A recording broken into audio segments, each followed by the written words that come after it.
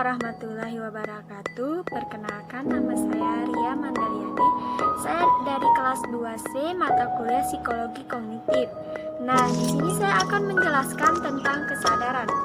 Yang pertama itu ada sejarah kesadaran. Psikologi ilmiah pada abad ke-19 terhadap studi pengalaman sadar dari kutipan William James, yaitu psikologi adalah ilmu yang mengenai kehidupan mental. Kehidupan mental berarti kehidupan yang sadar. Dan pada abad ke-20, kesadaran sebagai suatu topik, di mana kesadaran mulai disingkirkan dari ranah psikologi oleh para pengikut psikologi pada masa itu. Para psikologi kognitif berjuang mengembalikan kesadaran sebagai suatu topik yang penting.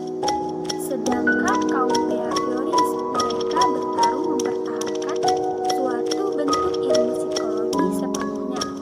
Kesadaran akan tetap bertahan dan kuat meskipun mereka kalah dalam perang tersebut. Bukan berarti psikologi objektif tidak dapat dipertahankan. Ada 4 kategori kesadaran yang dipimpin oleh John Watson dan B.T. Skinner. Yang pertama itu ada kondisi terjaga, di mana kondisi kita akan mempersepsi dan berinteraksi di dalam lingkungan sekitar kita. Yang kedua, pengalaman.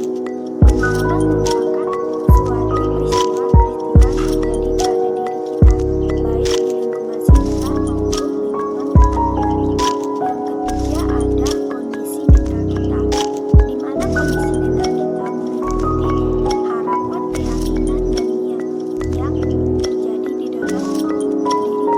Dan yang keempat ada kesadaran diri kita, yang meliputi pengetahuan diri, ide-ide, pikiran, dan perasaan yang timbul pada diri kita sendiri.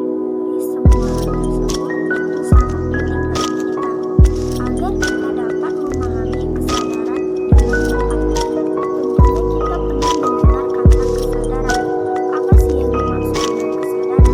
Kesadaran merupakan kesigahan seseorang terhadap peristiwa-peristiwa di lingkungan, seperti pemandangan dan suara dari lingkungan tempat tinggal mereka, serta peristiwa kognitif yang meliputi pikiran, perasaan, memori, dan sensasi-sensasi fisik. Kesadaran memiliki 2 sisi.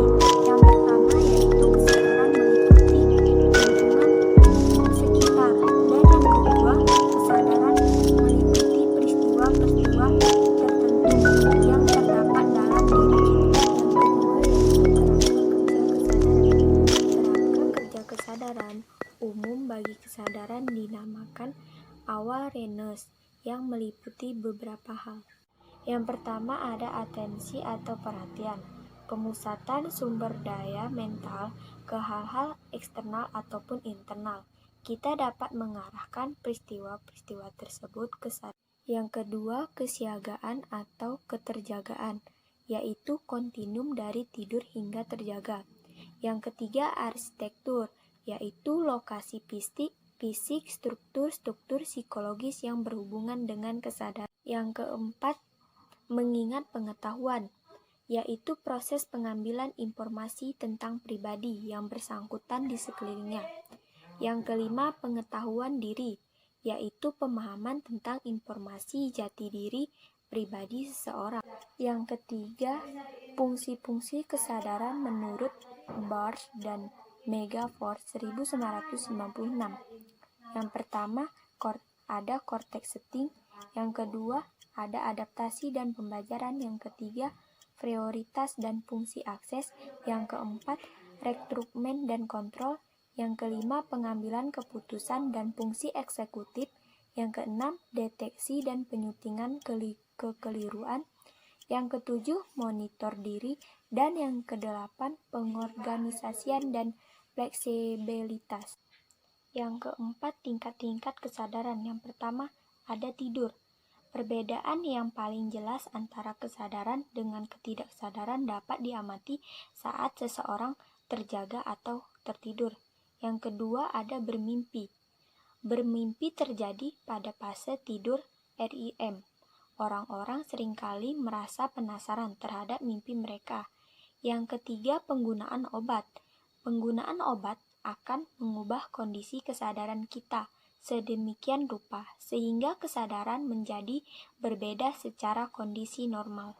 Yang keempat, ada meditasi, yaitu suatu kondisi konsentrasi rileks di mana pikiran akan dikosongkan. Yang kelima, model-model kesadaran, yaitu teori kerja global dari Bohr. Teori ini memandang kesadaran sebagai sebuah panggung tempat terjadinya sesuatu informasi ke seluruh otak.